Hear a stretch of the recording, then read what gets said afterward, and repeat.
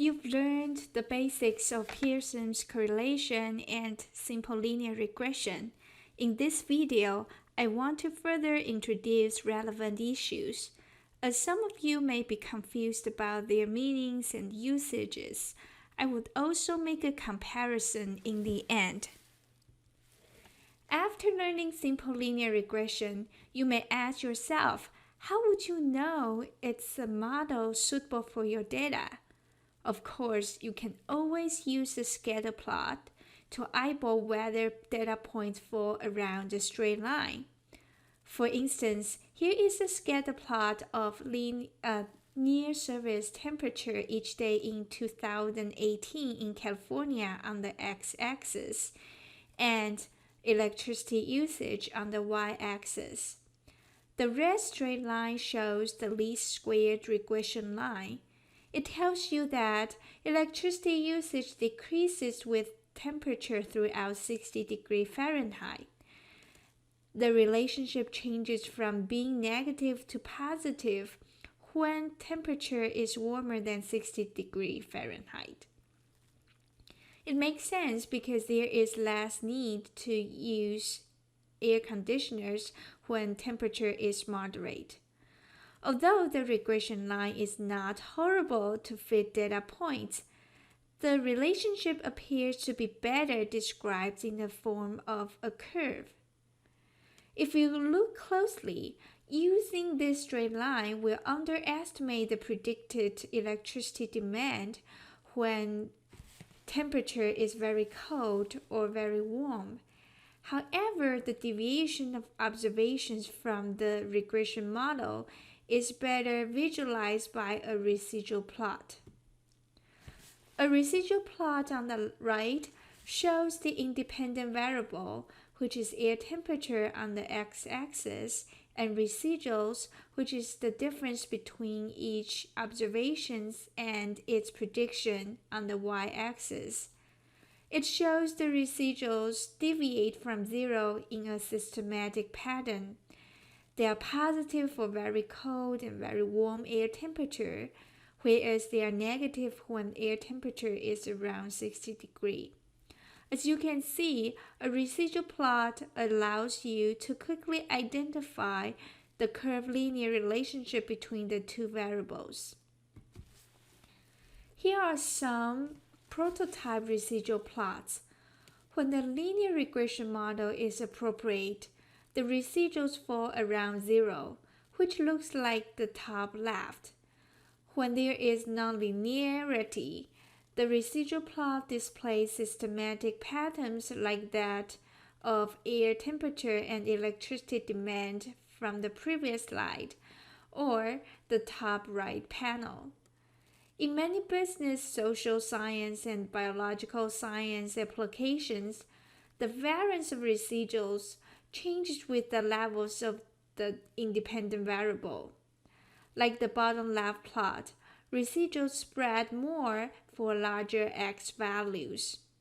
Therefore, a residual plot is advantageous over a scatter plot because it can easily examine not only nonlinearity of regression, but also non-constancy of residuals or errors. Inconstant variance of error and its non-normality often go hand in hand should be concerned when there is serious error non-normality. One useful diagnostic to identify normality is to make a normal probability plot. A normal probability plot of residuals shows observed residuals on the y-axis and hypothetical residuals when they follow a normal distribution on the x-axis. If residuals are normally distributed, you will see a straight line. If residuals are skewly distributed, they will look like plots in this slide. What you should do when the residual plot and the normal probability plot suggest that a simple linear regression model is not appropriate for your data. There are two approaches you can take. First, develop a new model, and discard the old one. The new model is usually more complicated than the old one though. For example, you can add other variables to form a multiple linear regression model. I will cover other applied linear regression models in future videos. Then the second approach you can take is to transform the variables to linearize the nonlinear regression relation. Here is a guideline to make a transformation. If residuals are normally distributed and have constant variance approximately, you will transform the x values. If this is not the case, you need to transform the y values. To automatically identify the form of transformation, you can use the Box-Cox procedure. After transformation, you may get a new simple linear regression model. And remember to make a residual plot and the normal probability plot of residuals to ensure that the new simple linear regression model is suitable for transformed values. A residual plot can help identify outliers, which represent the data points far from the pattern of others. Outliers can play an important role in a linear regression model and correlation, particularly when the sample size is small. Next, I want to use an applet to help you understand the effect of outliers. Here is the applet. The first thing I want to do is to add several points that fall on a straight line.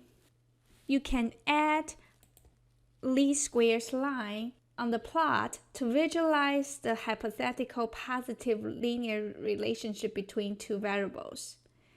You can see the correlation coefficient is close to 1 and it has a positive slope. See what happened after I add one data point at the bottom right corner. After adding this outlier, the slope decreases and the correlation coefficient also decreases from about 0.95 to 0.62.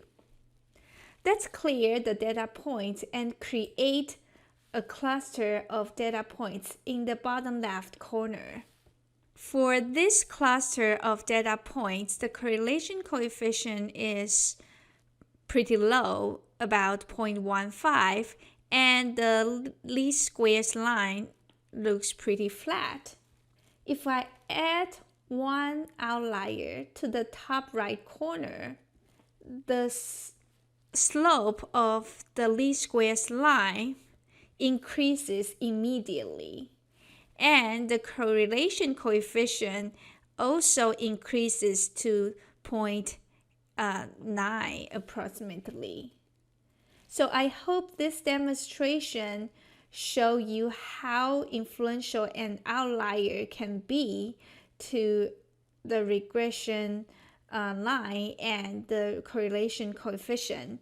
If you want to play with this concept, you can check out this interactive applet yourself. If there are influential outliers in your dataset, what should you do? When you notice abnormal values in the dataset, always check first if there are data entry, measurement, or calculation errors. If so, you may throw them away. If the outliers are not due to any above-mentioned error, but you believe they are not representative of the population of interest, you need to provide a justification for their removal in your data analysis. If there is no justification, keep outliers no matter how influential they are.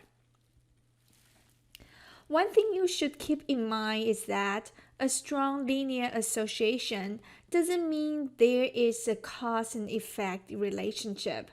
For example, a study found that people who owned more cars lived longer. However, it doesn't mean that buying more cars will allow you to avoid death. This close association may be because people who own more cars are richer, have better medical resources, or spending more money on healthy food. So, how many cars you own have nothing to do with your lifespan. The other factors that can influence the variations in the dependent variable are known as confounding variables. How can we say for sure there is a cause and effect relationship? The best method is to design an experiment that rules out the effect of confounding variables via controls or randomization. For example, if you want to investigate the relationship between blood pressure and meat consumption, you could get a group of volunteers and match them on sex, age, living habits, and other socioeconomic status like in the income levels to avoid the impact of these factors on blood pressure. Then you can randomly assign to groups with different intakes of meat for a month while keeping other food intakes the same. The last thing I want to talk about in this video is the comparison between correlation and regression. As you learned earlier, they are both sensitive to outliers. Although correlation and linear regression are related to each other in some concepts, they are different on several aspects. Here is a table to compare the two side by side. As for their usage, correlation measures linear relationship between two variables, whereas linear regression describes how one variable changes in relation to a change in another variable. Based on their definition, correlation coefficient is unitless, whereas the slope of a linear regression line is the unit of the dependent variable over the unit of the independent variable. Therefore, correlation coefficient is same no matter the change in the unit of original measures. For example, the correlation coefficient of height in inches with weight would be same as that of height in centimeter. Also, correlation coefficient remains unchanged when you interchange the independent variable and the dependent variable. However, this is not the case for the linear regression. To quickly recap, you've learned residual diagnostic plots to determine whether a simple linear regression is appropriate to model the data. You also learned that a strong linear relationship is not equivalent to a cause and effect relationship. In the end, you learn the similarities and differences between correlation and linear regression.